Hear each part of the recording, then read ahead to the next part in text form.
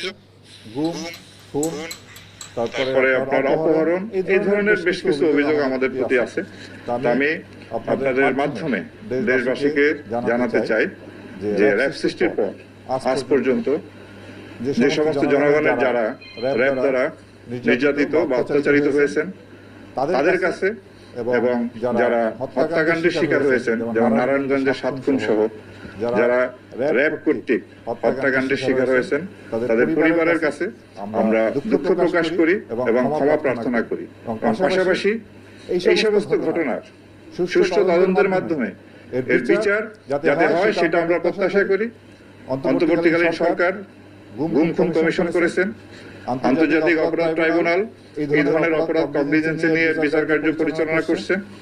আমরা আশা করব সুষ্ঠু নিরপেক্ষ তদন্তের মাধ্যমে আমাদের বিরুদ্ধে যে অভিযোগ আছে তার সুষ্ঠু তদন্ত হবে এবং এর বিচার হবে।